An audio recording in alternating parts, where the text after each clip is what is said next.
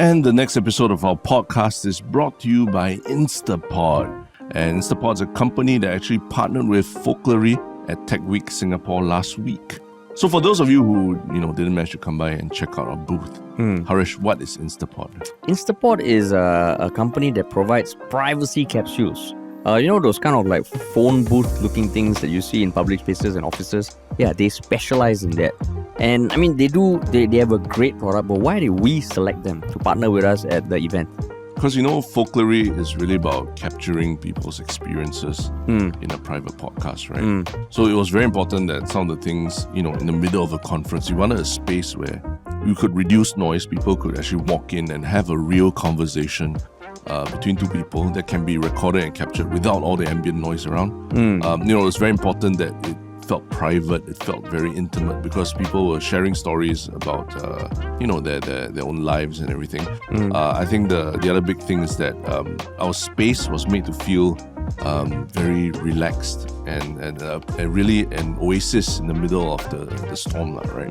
We wanted people to feel like they could just step in and just sink into a conversation and really enjoy what the Folklory is about. And at the end of the day, it's really about making it easier for two people to have a good conversation. And we had a lot of good conversations in the InstaPod that was at our booth, which is why we were so happy to be able to partner with them. And it really was, you step in, it's silent. And it really is true to their tagline, which is instant peace of mind. Even I was surprised, it was a noisy event, but you go in, you really feel like you're in this private space and you can just watch the world because there are glass panels on each side.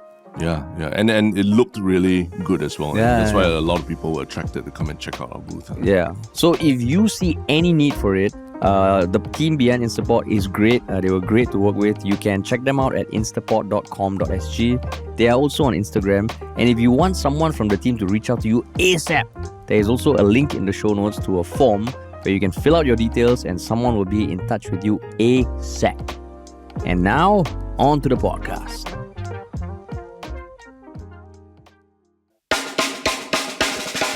What's up, everybody? Welcome to another episode of Yala, your thrice weekly podcast where we talk about the hottest news with a touch of what, Terrence? Good old humor. Good old humor, man. Yeah. Good old humor. Wow. It's a midweek podcast. Yeah. Midweek episode. A lot of news recently, right? And thankfully, not all about politics and all. Yeah. Yeah, which I'm quite excited about. Like what? No, I mean everything we're going to be talking about.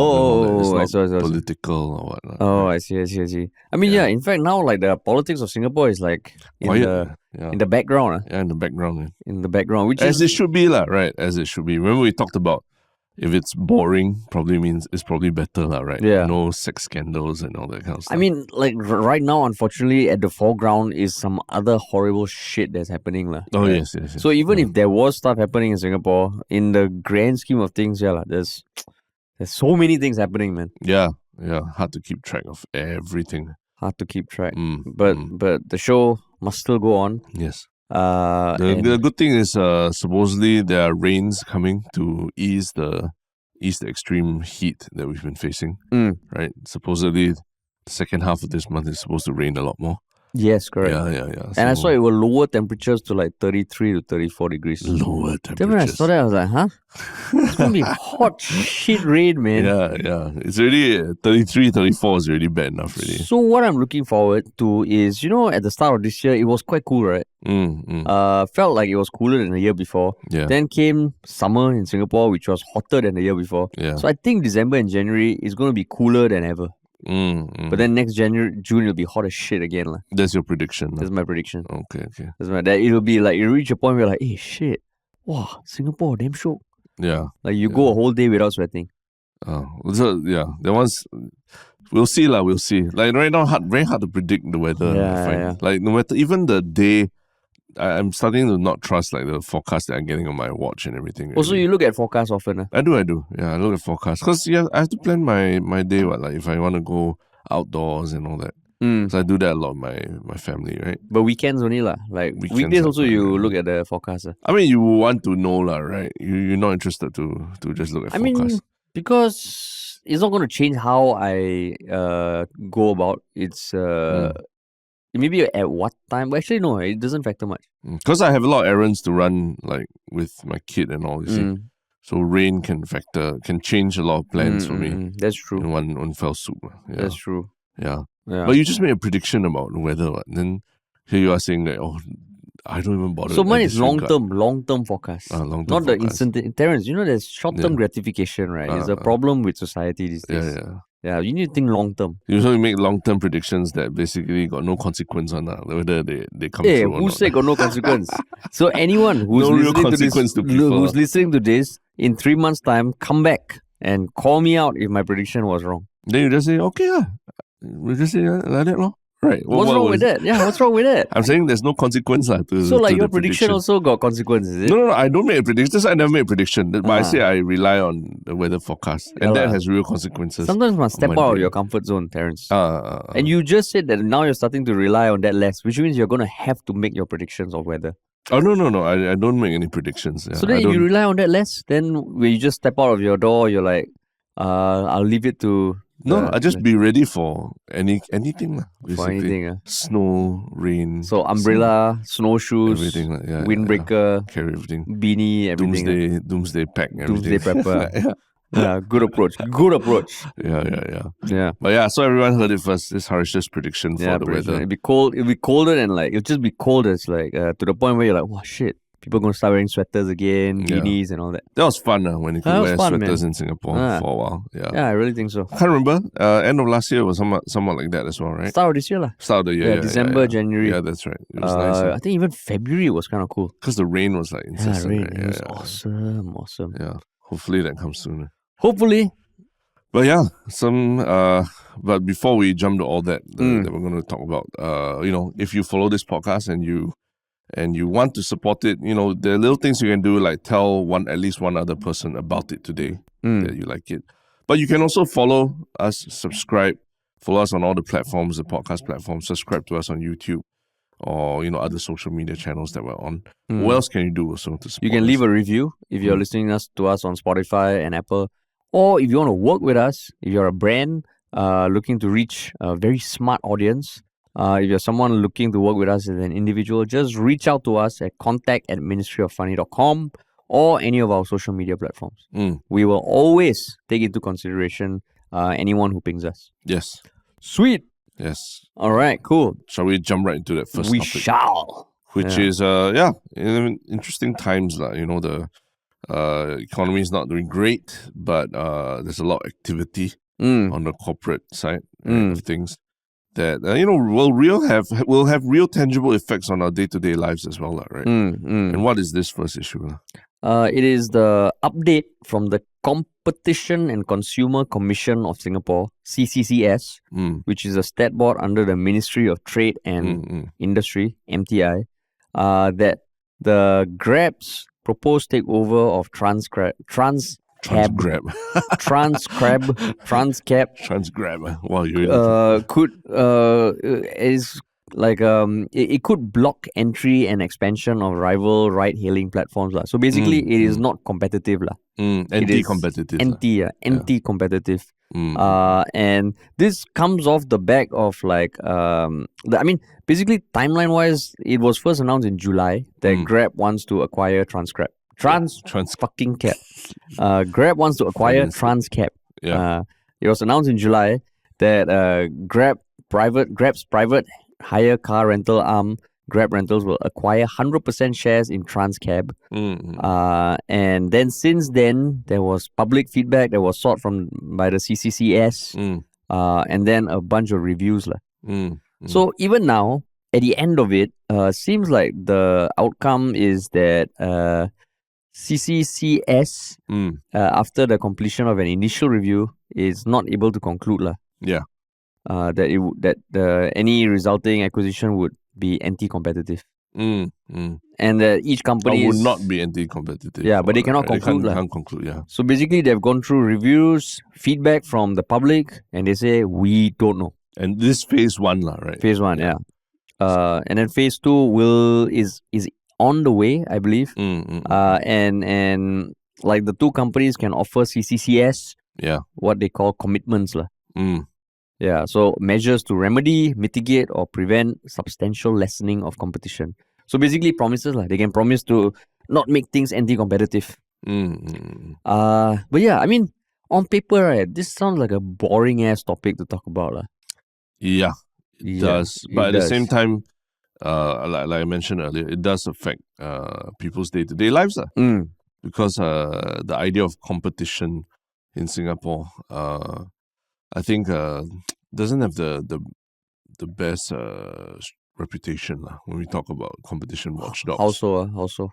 I mean, you think about all, the last few decades has been drilled into us about competition is good, just to cite some instances off the top of my head, right? I think most recently when Grab bought Uber, right? I think after that everyone saw the effects of there being less competition, right? Whether it's and it's documented that the merger was had elements that were anti-competition, and they were fined, right? They were fined like 13 million for that, and then going back further into I mean Singtel, StarHub, and when they basically it's the two telcos when they're fighting over things like TV rights for Premier League and all that. The competition ended up like prices being jacked up more than it ever was before. Like when the two of them were I think it was at one point it's the most expensive in the world. Singaporeans are paying the most expensive to watch Premier League and to watch World Cup and all these competitions. I think since then it's maybe a bit more measured, right? But I think that's the thing, that it's the idea of competition is good, like the markets, the invisible hand of the market will handle itself, and more competition is always good. It's something that has in all these various instances, right? Has made people more anxious, right? Yeah. About something like one big company in Singapore acquiring another big operator in Singapore. That's how I feel about it. But how about you? I think it is more like when I think about how I felt the effects, it is more the increase in competition that I felt the effect more than a reduction in competition. And what I mean by that is like, because when Grab acquired Uber, right, I don't know whether Gojek or Tada were in Singapore already. I don't know. I can't remember. But I remember when Grab and Uber were separate, there was like, it was discounts every single day. And it was awesome. Yeah. It was awesome to the point that sometimes the ride would be like $2 or something. Right. So every morning we'd check. Then I think Gojek and Tada came. So even though Grab acquired Uber, I don't think there was a time where it was just Grab only. There were other options. So maybe it mitigated the effect a bit. I don't know. But I do remember for telcos, when it was only Singtel, StarHub, M1, right? It just felt like, okay, these are, like every time you want to buy a plan last time, it's just, okay, like you have to pay super high monthly, but you don't have to pay much for the phone. And that was the standard. But then when you get offshoots like Circles Life, Simba, yeah. Simba is something else. Someone else. Yes. Simba. Then you suddenly realize, hey, shit, their options are so different. And it makes you think, what was all that we were dealing with previously? Yeah. And it changed your relationship with like your phone and your telco and plans. Like, you could think of it differently. Right? So now even when I get a plan, I'm totally fine paying upfront for the phone first if it means the monthly charges are low. And then you have the ability to calculate over the course of 24 months how much you end up spending. And then you realize the traditional model is damn bloody expensive. And then the moment those disruptors came in, they offer more data-heavy plans. Then you see the telcos kind of adapt, which is great, right? So it is a real competition thing. Is good. Yeah, it's good. But I felt it more with the telcos rather than the Grab like the ride hail. Even though now ride hail, it feels like the prices are creeping up. But prices of everything are creeping up. There's still one that I feel is always cheaper than like Grab. I think Tada, normally that would be my go-to. Yeah. But I don't think they're anywhere as big. But yeah, so that's why I was like, okay.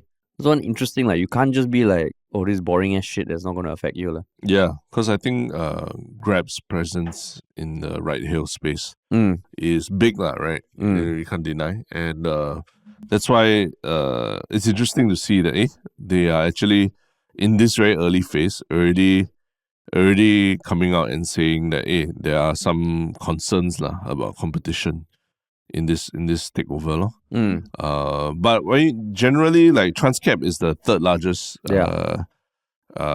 operator of taxis here, right? Yeah, correct. Is it that big a thing that they get acquired by Grab Rentals? I think, okay, so even though it said Grab Rentals owns a bunch of private hire car rentals, cars, I couldn't find much info about how big their fleet is. I don't think it's very big. I mean, even for Transcab, they are the third biggest, with the first being ComfortDelGro. They have about 8,000 plus taxis. Yeah. Strides Premier, because I think Strides and Premier also merged at the start of this year or last year. And they have about close to 3,000, and Transcab has about 2,200-ish. So, I mean, I thought there would be more across all. Yeah. So with Grab, I mean, the thing that stood out for me is like, the thing about an app like Grab, it starts off one, and then now they're trying to do everything. Super app, right? Yeah. And then for the longest time, they were the app, that like informally had the badge of honor saying, we're a tech company, we're not an asset company. Like Airbnb is the biggest, I don't know, is that saying, right? The biggest hotel operator. And they don't own hotels, right? Yeah. Uber or Grab. But then now it's almost like the industry that Grab wanted to disrupt, now they are moving towards that. Yeah. Right. So then it feels like, then what is Grab trying to do? I can imagine there are economies of scale. Yeah. Maybe Transcab, their whole tech stuff is not the most innovative, so Grab is going to layer it onto theirs. Yeah. But I don't know. Yeah, from my reading of it, it sounds like they want to do the acquisition and leave Transcab still to run its operations as usual, right? But to get into that space of being a taxi operator, owner operator, and all that, right? And apparently the union, the cab drivers union, and even the CEO of ComfortDelGro have all come out and said that they see it as a good thing, right? That consolidation in industry is you can't avoid it because of how competitive the whole thing is. There and we're not a huge market. There needs to be some consolidation and everything. So yeah, it seems like against everything the unions, the C-level suites, the C-level management of all the companies are saying, the competition watchdog is coming out and saying, hey, no, we need to look further into this. We're still worried that Transcab taxi drivers might not be able to use other ride-hail platforms as easily as before. They did not go into specifics about it. Even you read the release, they just generally make these statements about these are some of the feedback. These are worries that they've received in the feedback, in the consultation with the public, right? But who do you think that are these people giving like this kind of feedback and worried about these things?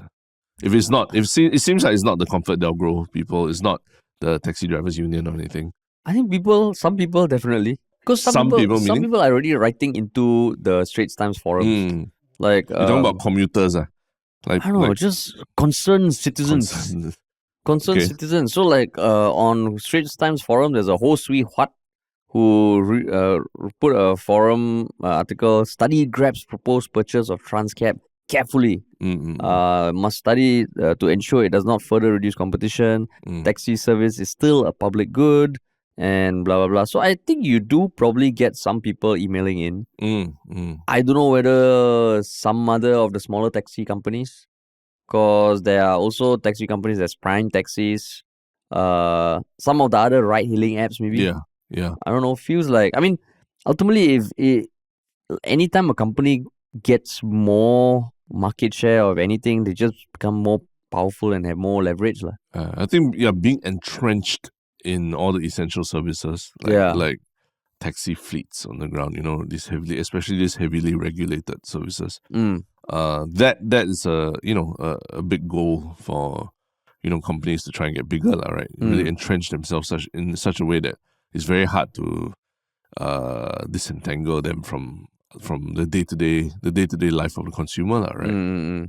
So yeah, I mean, I can see why, like, even in spite of what the taxi operators are saying and the union is saying and all that, that commuters might be the ones that commuters or smaller like ride-hail operators might be worried about this whole thing lah, where it's going to be tough lah, right, to not say weed them out, but to really like single them out for any kind of for anything that like, you know, is anti-competitive lah, right? They can say overall as a whole organization we're not, but in this very specific space maybe they are. Then because if you are the competition in that specific space, you are fighting a behemoth if you come out and speak out against it or something. I mean, just feels like Grab is just trying to. I mean, right now they are listed, right?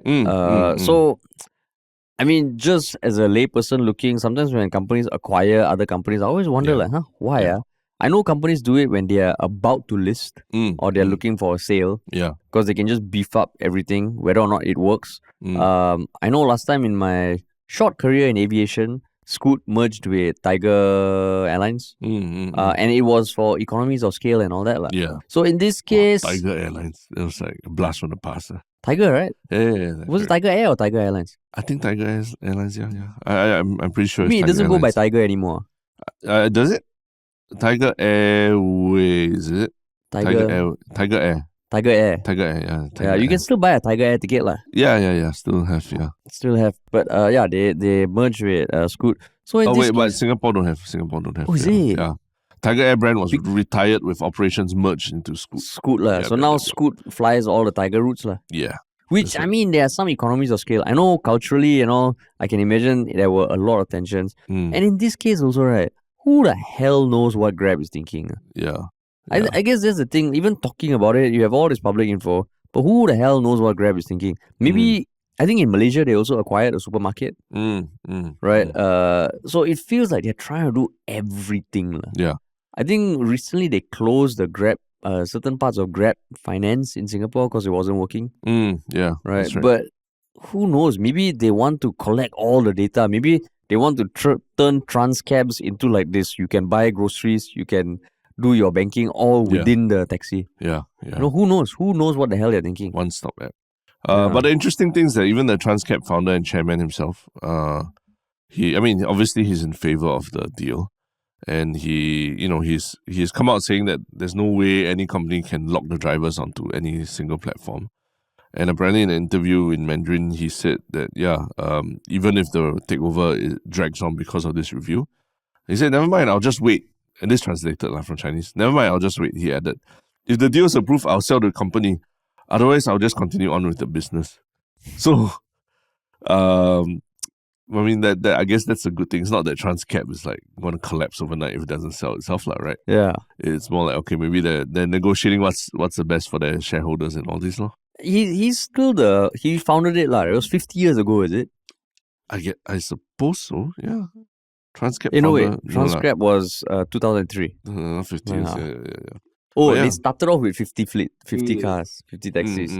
But I mean, he's not a young dude also, right? No, yeah. Maybe, so it's just at the stage where he wants to retire, go to Forest City, hang out, Yeah, that's But, I mean, for anyone who's dedicated their life to building up a business, selling it is always an option, right? And it's probably not going to be cheap, right? Yeah. Because I would imagine they are profitable, right? I know the CEO of ComfortDelGro was quoted as saying they are recession-proof business. Yeah. So, would you, as a consumer, on the street, would you prefer that they don't acquire Transcab? I think the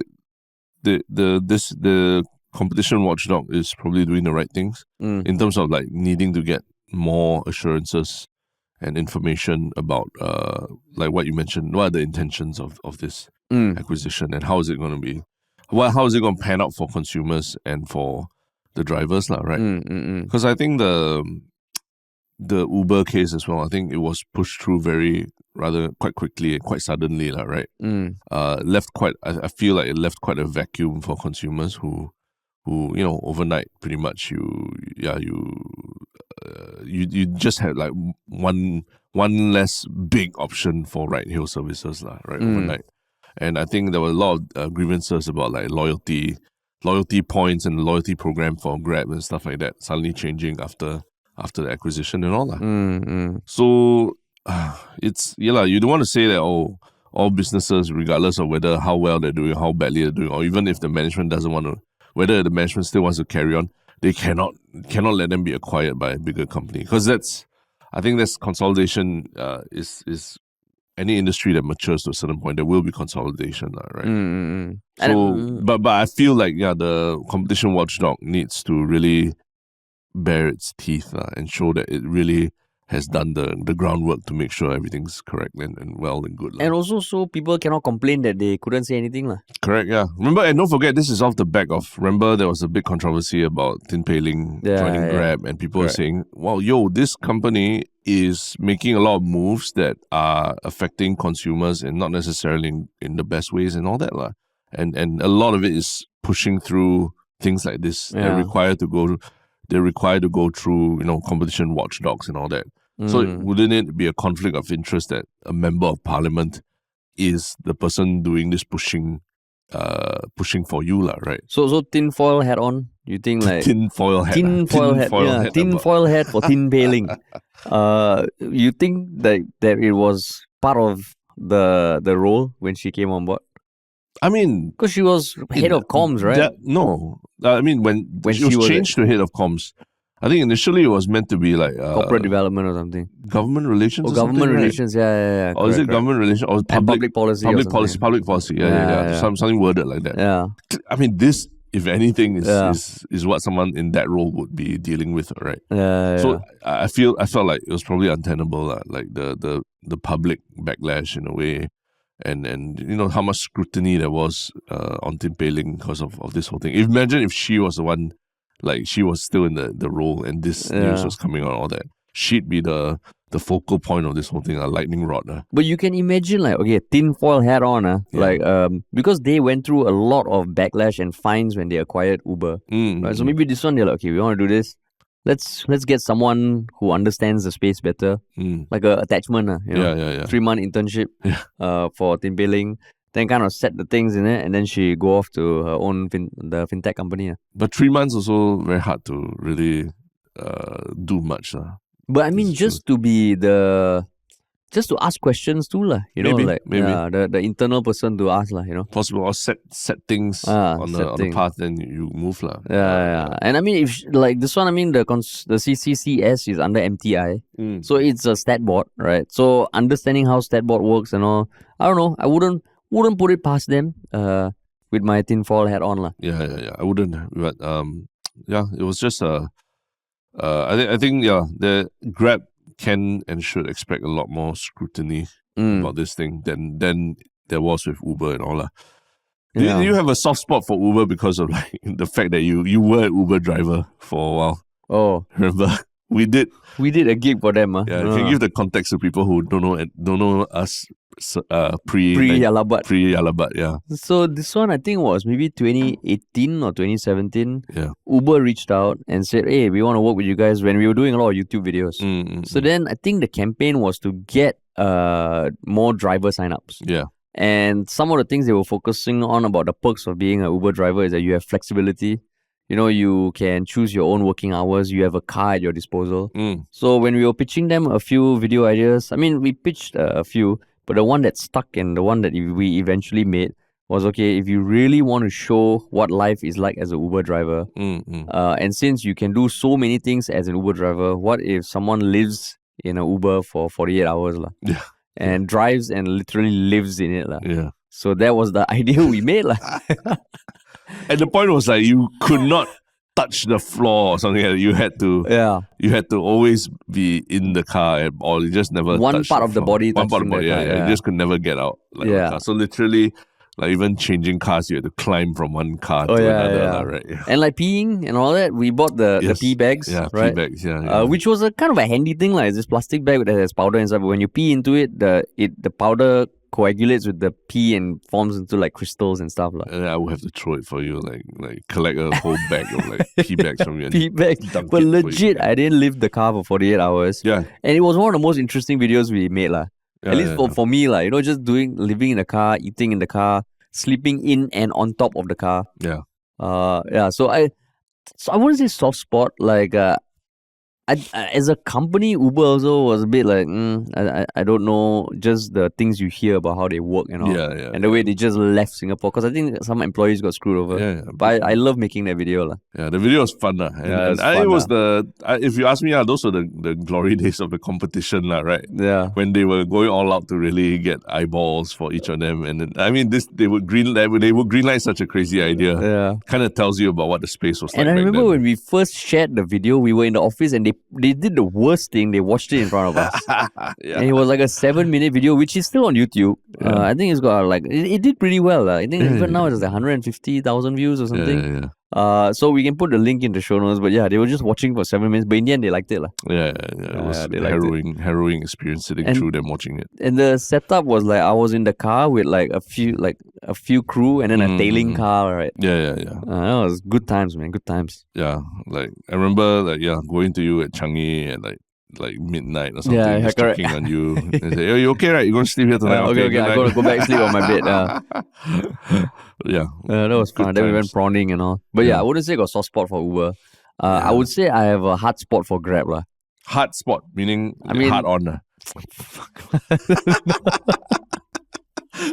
You got to clarify, man. I mean, okay, if you know what soft spot means, hard spot being the opposite of soft spot, it's not hard on. Is there such a thing as a hard spot? I have a hard spot for you. I think you walk to any club and say that you get I got a hard spot. You have a soft spot for her? No, I got a hard spot. Get the fuck out. Yeah, okay. But yeah, I mean, I'm not as sympathetic towards Grab, just because they're trying to do everything and it's like every part of your life they want to be involved. So whenever I choose, if I need to do ride hailing, I would choose one of the other options just because, okay, they do what they do, but they don't try and like upsell me insurance or like stuff like that. Yeah. True. Yeah. But yeah, from news of one acquisition to another, but there hasn't really come through the official channels yet, right? Yeah, man. And this one is the I think the background behind the news of this acquisition is more interesting than the actual acquisition itself, right? Yeah. And what is this acquisition we're talking about? I mean, the most recent thing was that the announcement on paper was that the Foodpanda, the APAC CEO, Jakob Engel. Is it Jakob or Jacob? Oh, I don't know. Yeah, anyhow, Jakob. Wow. Suddenly people like different ethnicity. But that's true. Jacob, Jakob, Angele. It could be Jakob, it could be Jacob, it could be Jacob, it could be Angele, Angel. Okay, let's just say Jacob lah. Okay. Yeah. He was the APAC CEO, but he stepped down after 9 years at the company with the allegations. I mean, there was the alleged leaks of the potential sale of Foodpanda to Grab lah. Yeah. Which made the news, I think, around August-ish or September. September, yeah. Early September, 18 September, there was some stuff that leaked online, which we will get into. Sure. And then Foodpanda's parent company, Delivery Hero, confirmed the news on 21st September. And I think we did hear about the news. Can't remember whether we spoke about it. I know we considered talking about it. Yeah. But why this is the second topic for today was because of the backstory of the alleged leaks. Yeah, which would you like to give the context, Terence? I mean, I guess the big TLDR, if I may, is that the leaks. It seemed like the leaks originated from Jacob's ex-girlfriend, right? Should be ex lah. Should be ex-girlfriend, right? Yeah. And I mean, she had been posting about it, and it became untenable because it was being leaked, and the worst, I think the worst thing for him is that she has now also gone on Instagram and posted screenshots of their WhatsApp messages to each other, detailing how toxic and abusive their relationship was, but also detailing how and when he apparently talked to her and told her about this potential merger, which was meant to be super confidential because this market moving information, right? Like literally Grab's share price and Foodpanda's share price were affected by the leak of the news, right? So it's there are a lot of rules and laws for this kind of thing, right? And it seems like the ex-CEO of Foodpanda was in a very difficult situation in terms of his personal relationship with her, and also because this news had leaked and everything, and you can really read every message, every screenshot that she put out there. It's one story after another. It's one story after another. It's really like, those Instagram wormholes that you can sink into for 20-30 minutes at a go, right? Yeah. And I mean, if you look at her Instagram stories, a lot of people have apparently reached out to her, telling her their own stories dealing with Jacob in the past, in personal capacity. And I mean, it's not a pretty picture of a character they are portraying. But, and I mean, it sounds like their relationship really was quite abusive. He was quite abusive towards her. I mean, not physically or anything. Yeah, emotionally. Yeah, and it just seems like. Yeah. Because, it's all alleged. Yeah, we have to be very clear. It is her perspective, right? And these kind of things, you never know, right? Especially when it comes to relations and emotions. But it seems like it was not the best relationship. I mean, about their own. It didn't seem like they have a smooth relationship. Even though when I was Googling him, even 2020, there was an article what he did with the Straits Times reporter titled "My Perfect Weekend with Foodpanda's Jacob and Angel," and about his girlfriend of 6 years. Weekends they spend time together. So when this comes out, I guess the biggest thing that people have been voicing out online to her. So on one hand, people are sharing stories that he was not the nicest person. But then there's also the debate about whether or not what she did was right. Even though on her Insta stories, I know she said it's not about what it is right. It's about how he was. I think she said something about how the news was leaked and yet he remained in position. And that was where I got a bit confused also. Yeah. But it almost feels like she was kind of pointing out that he did not deserve to be CEO or stay on as CEO after a few incidents and how he lied about losing his job to her. They were both seeing different therapists. But the fact remains that it seems like the leak originated from her Insta story.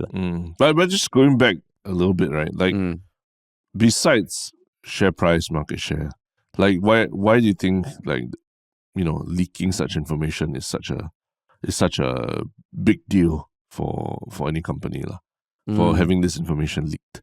I mean, I think just from the employee's perspective also, there is always going to be the thought, oh shit, like when two companies merge, there are going to be some positions that are redundant, and does that mean that companies often merge because of strategic reasons or economies of scale?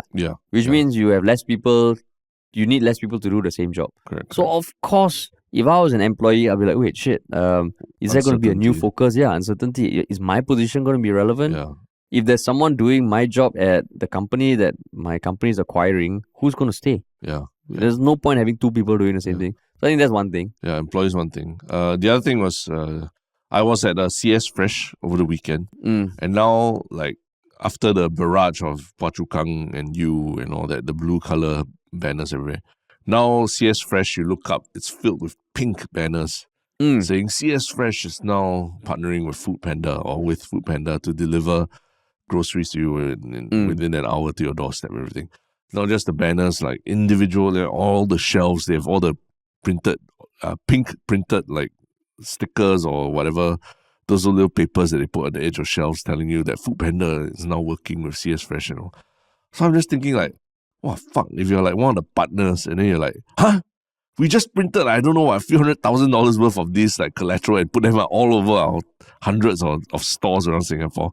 And then now suddenly you're going to get acquired and then you have to change to a different color. They have to print a whole other color CS Fresh is now working with Grab or something like that. You'd be damn irritated also, right? As a partner. So yeah, I think employees, partners, vendors, all these also be very worried, right? And uncertain about what's the future of the company. Yeah. And I mean, I guess that's where it's because of stories like this about Grab wanting to acquire Foodpanda that makes the discussion of the first topic about Grab wanting to acquire Transcab just feels like, well, Grab is really trying to acquire everything. Yeah. Okay, not say everything lah, but acquiring stuff that is just building up their arsenal. But I mean, back to this lah, like at the end of the day, it just feels like, wow, like these two people, I mean, relationships are complex, but for her to leak the info, what do you make of that? She literally said on Instagram lah, like stories, she tagged GrabSG, she tagged GrabFoodSG, is buying, she tagged Foodpanda Global and Foodpanda SG, and then she also put that the Foodpanda Global CEO salary is 50K a month basic, and that he also happens to be a horrible man with a shit emoji. That was the story lah. No, I mean, but that's the thing lah. It's a personal relationship that's very hard for any outsider to comment and say, is it right or is it wrong, right? Because you really don't know the extent to which, if there was any abuse between the two of them, like what's the extent of it, right? And you know, obviously you would think that if they were dating for that long, they would have some respect for each other's private information, right? You share things, maybe you occasionally share things about work that should not be shared, right? Whether it's slip of the tongue or something like that. You would trust that the person you're in a relationship with wouldn't or shouldn't leak the information to anyone, right? So yeah, it's just I don't know. In some ways, you read about her thing, you're like, wow, the guy sounds like he's really like, terrible for her, right? But in some ways, you're also like, wow, if I was the guy in that situation, like literally begging your ex-partner or partner to not post something, but she's still doing it and all, it's damn hard, damn tough for him also lah. Yeah. Right. Yeah. I mean, like initially my first thought was like, I mean, you can't post that kind of stuff lah. But then I think, I mean, sometimes when you're in such a shitty position where you have tried everything and nothing's working, you get pushed to your edge, right? And I think I've been in situations where I'm like, wow, it really feels like there's nothing working with this one person, and then you start thinking of like what to do, and sometimes you do stupid shit, right? I think what makes all this more complex is the position he holds, because I'm thinking like if you're in a relationship with someone and let's say they complain to your parents. Yeah. Right. In some ways, hey, fuck lah, it's between me and you. Why you go to my parents? Yeah. In this case, in some way, I see it somewhat similar. It's just the scale of her leak. Yeah. It has repercussions lah. Literally moving markets.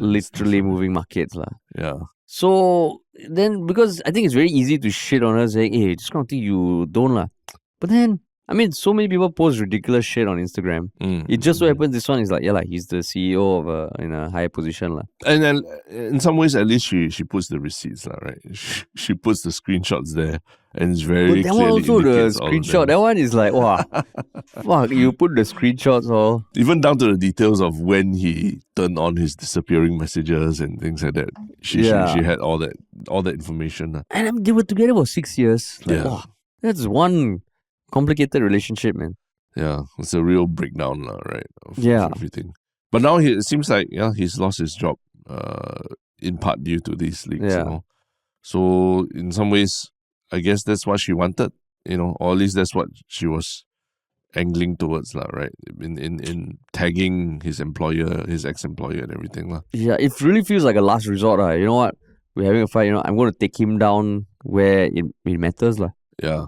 Right, because I would imagine you post that, and it's not even in passing. It's a dedicated story to that. Yeah, feels like it's very intentional, Yeah. But then, as I'm reading this, part of the Straits Times article also mentioned that, his weekend, the one that my perfect weekend with Jacob was like, on weekends I like to buy coffee and stop by Providor and even Flash because the founder is a friend of mine and I like to support him.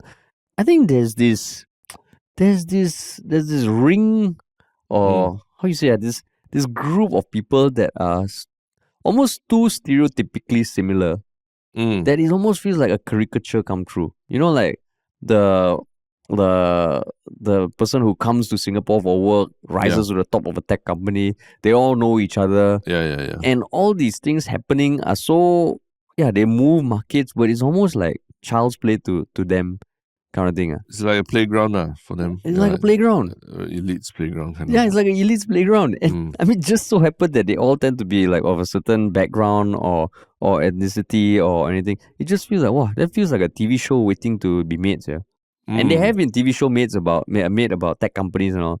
This one just feels like, wow. You're talking in relation to him saying that the Flash Coffee CEO is his friend. Yeah, because I mean, Flash Coffee, Rocket Internet, all that investor, VC, founder, you work in this one tech company, you go start your own startup, then all your friends support, and it's just like that I want to say that fellowship, fellowship of the tech.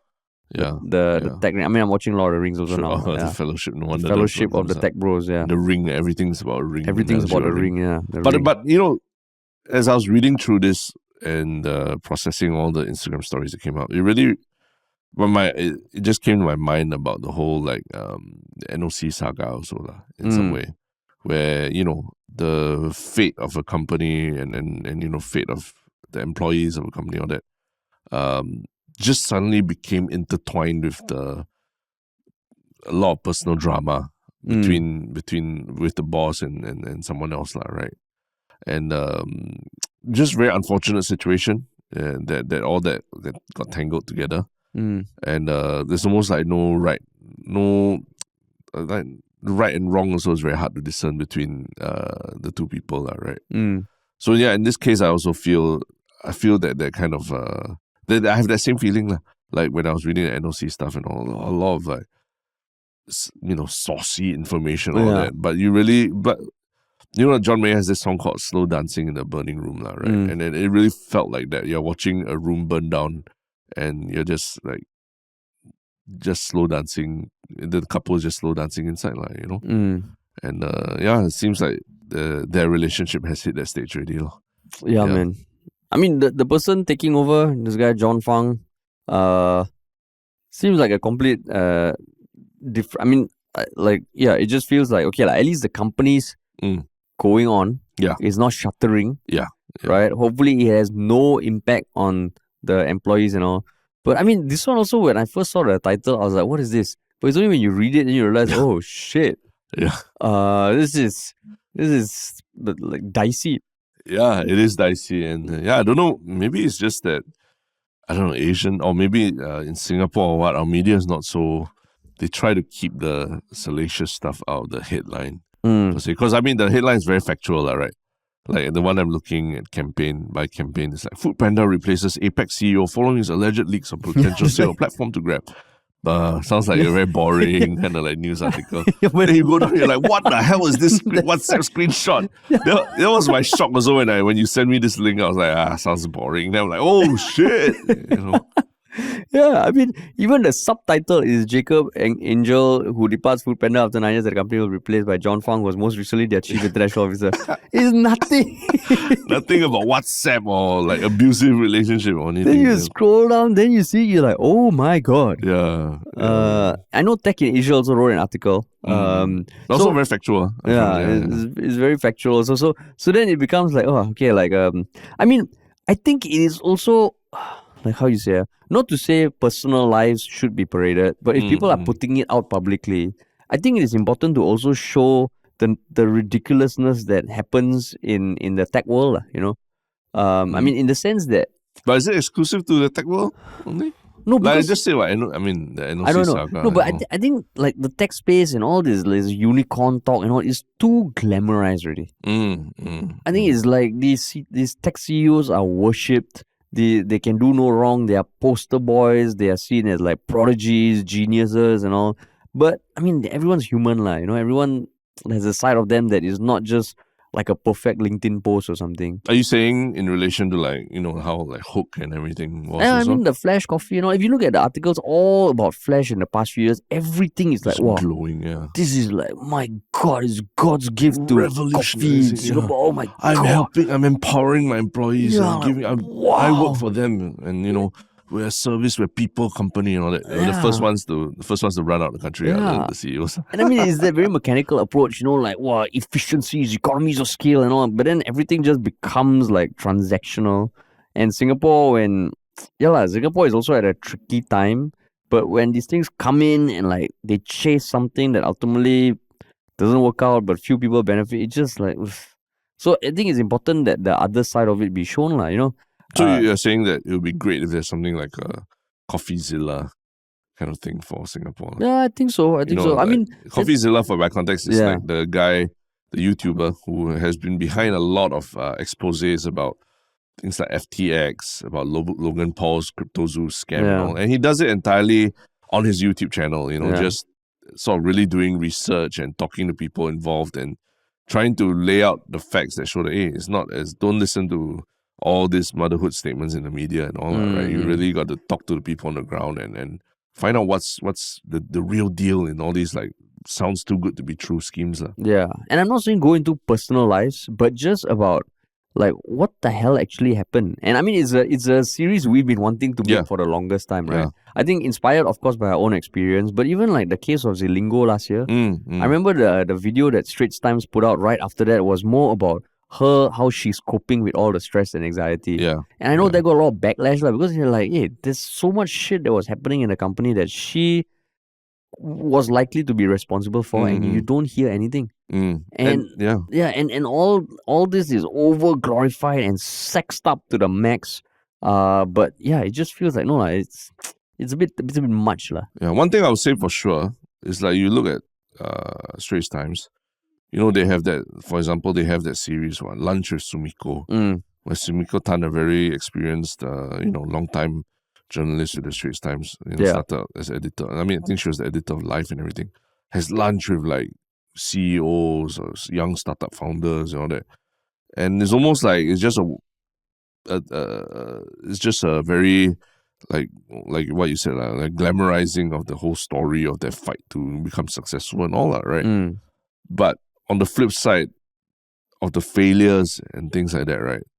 It's usually you see it's publications like Tech in Asia, and others, even like Wake Up Singapore, for example, that have been the one that have published these stories that really are about questioning about the things going on behind the scenes between some of the biggest companies, right? Yeah. So I would love to see Straits Times do more of that, but at this point, I don't see that happening. I see them going there. Oh yeah, wow! Look at this success story. Well done. Wow, how did this guy buy 23 shop houses? And I read that. You read that, right? Yeah, that was like. So I read the articles like that where it's about how rich people are living their lives, how rich people are investing, how rich people are spending money. I don't talk about the flip side of it that as much, right? I feel it just paints a very strange picture of the world for people reading the newspaper. And I mean, that article in particular, because I was reading it this morning also, and it started off by saying, this guy 24 years old or something, he came back from uni and something caught his eye about shop houses. And then he and his dad decided to take the plunge in 2018 and they bought one. And he bought 23 in quick succession. Then I'm like, wait. He bought one shop house and then 23 in quick succession. How the fuck does that happen? Yeah. And it's basically family money. Yeah. But like, it's not like, they worked hard. I mean, property prices went up, right? And they did their due diligence to make sure they bought at the right price and all that. Yeah. But it's not exactly like there was like a big strategy that, or there was a real like strategy behind it other than the property market prices. Yeah. And I mean, not taking away from anything from how the family built up their wealth, because they didn't give any disclosure. But it's the article. It's the article that's the problem. It just felt like how in one sentence you make this guy seem like this 24-year-old savant who had a calling to buy shop houses, and he buys 24 houses. It just felt like, whoa, shit. What? Well, how did that happen, So I mean. Yeah, so I mean, like it is something that we have on paper that we want to do at some point. I think we even have a name for the show. Yeah, I can't remember. From hero to zero. I mean, maybe that was a working title. Working title. From hero to zero or something. But we've heard from a lot of quarters that, this is Singapore, if you go and rock the boat like that, and it's very tough, So the people who can do it don't want to do it. And that's why people like us are like, could we do it, Yeah. But let us know. Let us know Let in us the know, man. comments, like Yeah. how we could possibly. I mean, the truth is, doing something like that you will need financial backing, right? Because there's going to be, you need to have lawyers, other researchers, and all these people on hand to make sure that you're also not spewing nonsense and fake news and all that, right? Basically, like investigative stuff, Investigative stuff that is in public interest and may affect may end up with things like this, like people stepping down from high positions of power and all that, right? So it's how deep down the rabbit hole you want to go, but you do need a team behind this kind of thing. You can't just be one person doing it, lah. And we need people to interview who are willing to be interviewed. I mean, this person, this ex-girlfriend of the Foodpanda, she sounds like she's really to talk about it. Yeah, right? man. Yeah. Oh yeah, that's true. She's already posting on IG stories. Correct. Yeah. Oh, interesting. And I don't know whether POFMA will apply for this kind of thing, right? If she says something. Well, who knows? Who knows? Yeah. Who knows? There was a bunch of POFMAs issued to Gutsy Asia and also over the past few days. Past few days. But that one was a legit POFMA that deserved to be POFMA. Deserved POFMA, yeah. But yeah, so man. Crazy times. And Crazy times. About your one Shiok thing. Yeah. One Shiok comment, sorry. My one Shiok comment. Wow, this one, awesome shit, man. It was posted by Iced Milo. Yeah. 1 day ago. Because apparently on the previous podcast I was saying you were giving some annoying condescending smile. Oh. And then I mentioned, I can't remember what I was talking about. Okay. Then I mentioned, you have like 7 types of smiles. 7 types. That's a wild banana Do you see video. the post? I haven't seen it. So he basically took like 7 screenshots of all the smiles you have shared in recent times. Oh, man. And it goes from condescending to yala, standard, hearty, bombastic side smile, smilute, and a promo smile. Where's this post? On Reddit. On Reddit? Yeah. Oh, you mean on the comments section? Yeah, so the comment is Harish mentioned how Terrence had 7 types of smile in the last podcast. This got me thinking, lol. Yeah. And then they consolidate. I don't think we've ever posted the memes created on our Reddit on Instagram or something. Yeah. So that's something we have to do because shit like this is great, man. 7 smiles of Terrence. You see it? I don't actually. Like, wait, this is a posted post 1 day ago on the Yalabat subreddit. On the Yalabat subreddit on the episode 448. No. It's a separate post. Oh, okay. Got it. Oh, it's epic, yeah. Oh, nice. Yeah. Okay, yeah. Epic, man. 7 types of smiles. I still don't see 7 different smiles. Hey, they're all damn different, okay? Yeah, because you're not on the receiving end. No, it's 7. I would say there's now probably like 14 also. Yeah, I'm very conscious of like my smiles. No. So I know that this is not 7. This may be like 3 different looks. 3 looks. No. Yeah. No, it's all different. All the subtle nuances. Yeah. What about you, man? My one Shiok comment is not something that was written down, but it was like, I think yesterday you and I, we met a listener. Well, I wouldn't name listener because it was in public and all that, right?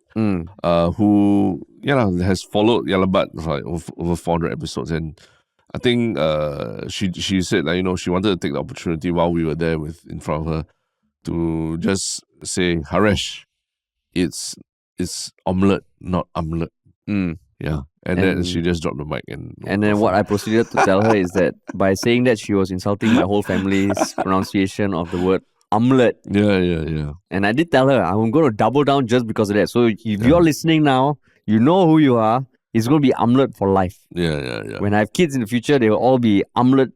Omeletized. Omeletized. Correct. Indoctrinated with the word of omelette. Yeah.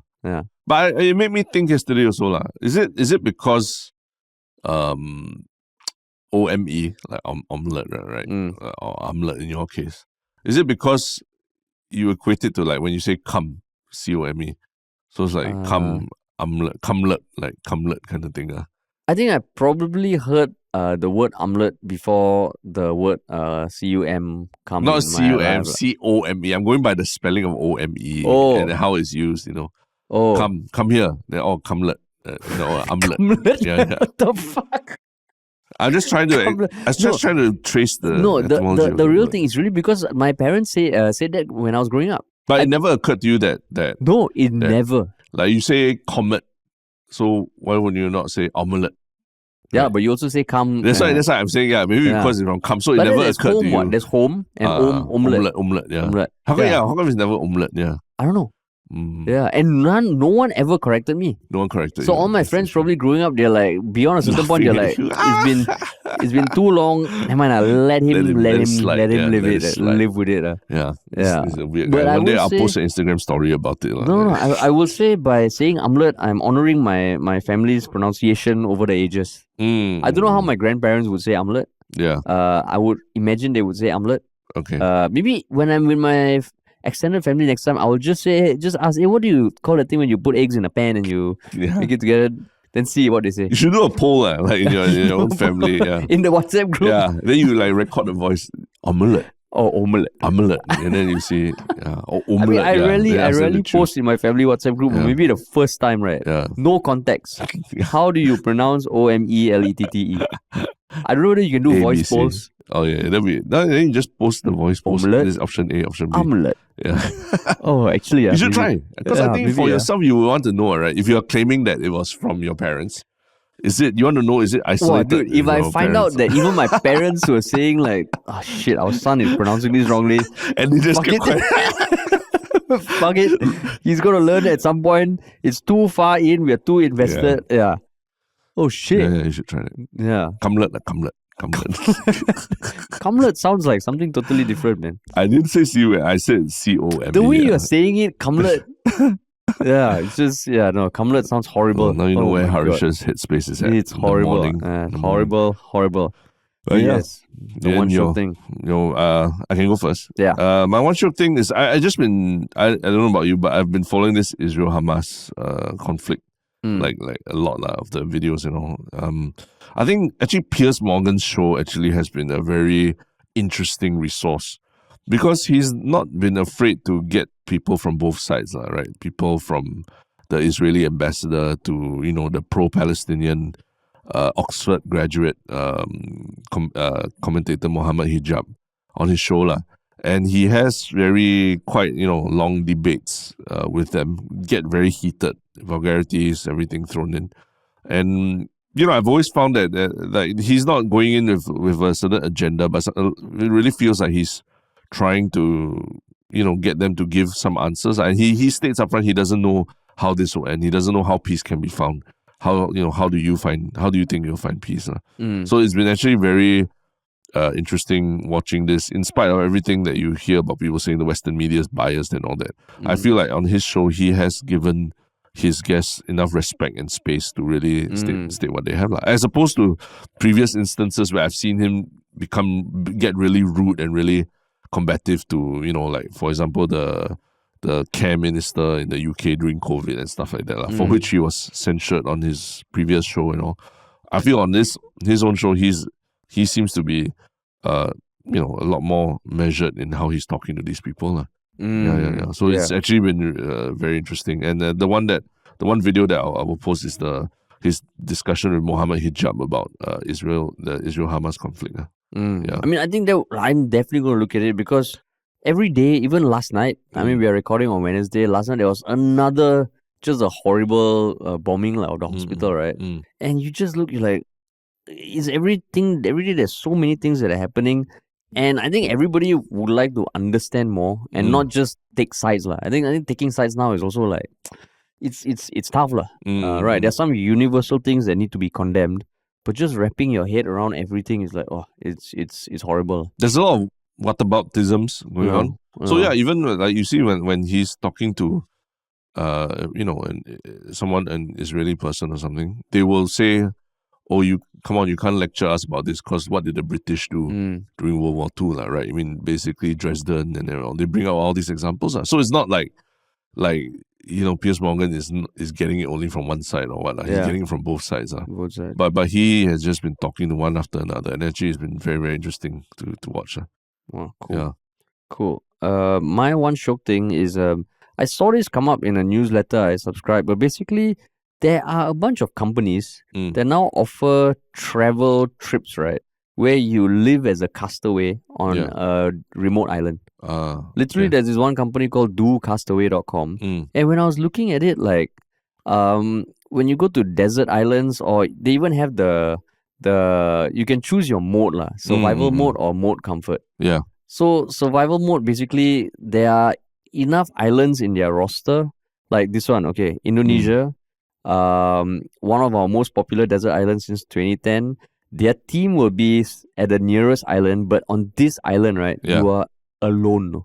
Wow. And then you can choose your food options. You want them to deliver food every day, or you find your own food. Wow, that's crazy. Yeah, and it's damn interesting, man. You can choose like the Robinson experience, which is where Robinson Crusoe experience. Yeah, the Robinson experience. I mean, basically that's the whole experience. That's what they say like. But desert islands you can choose. So that one example I gave, it's 180 euros a night, and it takes care of all the transport and all. Like there's like a 5-day tour or something. And you have a phone, but apart from that, you can choose how much you want them to be involved. Like, and these islands are literally they're just in the middle of like nowhere. And when I was reading up how they work, is they work with the island owners. It's basically like Airbnb lah. Yeah. And then they say, okay, we will take care of everything. We pay you a rental fee, and then they sell this. Well, that's crazy. It's crazy. It's so damn cool. Is there a Tom Hanks package or something? Oh, don't have. Yeah, don't have. That you have a volleyball with you. Don't have. Yeah, like right now, what they say, the list of tropical islands that we offer for survival in Indonesia, Philippines, Thailand, Caribbean, and Polynesia. In this desert island adventure, our castaways will be able to survive completely alone or with the help of our guides. So they check like, are there like natural food sources, water sources, but you still have to do everything yourself lah. Wow, it's crazy, man. I mean, I haven't asked my wife whether she would want to do this, but what, to go alone or just the two of you? Two people can go. Oh, two people. Okay. Yeah. Wow, but that sounds dope, man. That sounds like one of those reality TV shows that Korea is producing now on Netflix. It's awesome. It's amazing. So that was a interesting travel segment. Yeah. Cool, man. Cool. Sweet. Awesome. All right. Thanks, everybody. Oh, and if you enjoyed this, remember, it'd be wonderful if you could share this with one other person. If you could hit the follow, hit the subscribe, give us a rating. And if you want to work with us, just hit us up at contact@ministryoffunny.com. Peace.